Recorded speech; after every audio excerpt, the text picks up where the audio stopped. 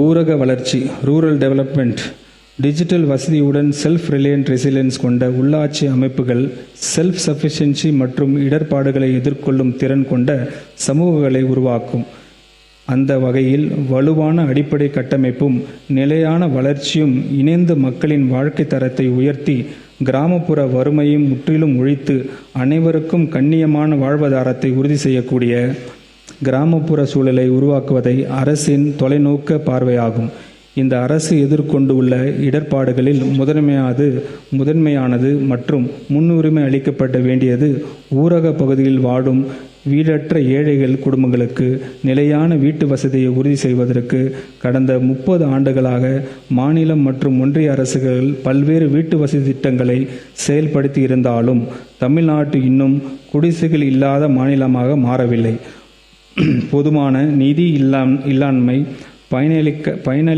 பயனளிக்காத தேர்வு செய்வதில் ஏற்படும் பயனாளிகளை தேர்வு செய்வதில் ஏற்படும் சேர்த்தல் மற்றும் நீக்கல் பிழைகள் மற்றும் கிராமப்புறங்களில் உள்ள நிலப்பற்றாக்குறை ஆகியவை இதில் நிலவும் முக்கிய சிக்கலாக உள்ளன.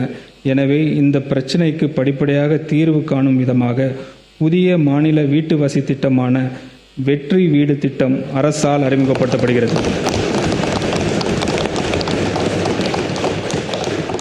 வீட்டுக்கான அலகு தொகை குறைவாக தீர்மானிக்கப்படுவதால் உண்மையில் மிகவும் தகுதி வாய்ந்த ஏழை குடும்பங்கள் வீடு வழங்கும் திட்டங்களில் இருந்து விலக்கப்பட்டு வருகின்றனர்.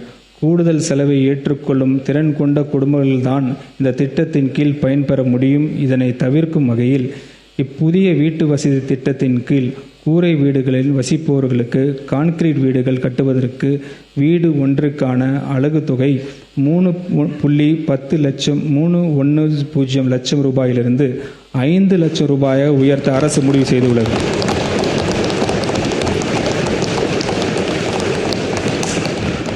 முதல் ஆண்டிலேயே 3500 கோடி ரூபாய் மதிப்பீட்டில் 70,000 வீடுகள் ஒப்புதல் அளிக்கப்படும்.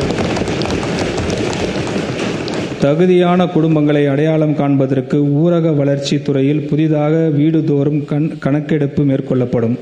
ஊரக வளர்ச்சித்துறை பல ஆண்டுகளாக பல்வேறு திட்டங்களை செயல்படுத்தி வருகிறது. இருப்பினும் அவற்றில் பல திட்டங்களுக்கு இடையே பணிகள் ஒரே தன்மையில் இருப்பதும் ஒருங்கிணைந்த திட்டமிடல் இல்லாத நிலையும் காணப்படுகிறது. எனவே ஊரக வளர்ச்சித்துறையின் அனைத்து உட்கட்டமைப்பு திட்டங்களையும் ஒருங்கிணைத்து தமிழ்நாடு கிராமப்புற அதிகாரம் அளித்தல், மாற்றம் மற்றும் மறுமலர்ச்சி முன்னெடுப்பு தமிழ்நாடு வெற்றி என்ற விரைவான திட்டத்தை அறிமுகப்படுத்தப்பட அரசு முடிவு செய்துள்ளது.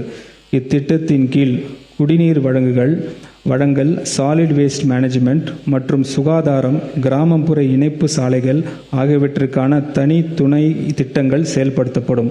நகர்ப்புற சுற்றியுள்ள கிராம பகுதிகளுக்கான பெரி அர்பன் பஞ்சாயத்ஸ் அடிப்படை கட்டமைப்பினை மேம்படுத்துவதற்காக தமிழ்நாடு வெற்றி திட்டத்தின் தமிழ்நாடு வெற்றி கீழ் 1000 கோடி ரூபாய் ஒதுக்கீட்டில் ஒரு தனி துணை திட்டம் செயல்படுத்தப்படும். மேலும் மலைப்பகுதி ஊராட்சிகளின் மேம்பாட்டுக்காக ஆண்டுதோறும் 100 கோடி ரூபாய் ஒதுக்கீட்டில் ஒரு தனி துணை திட்டம் செயல்படுத்தப்படும்.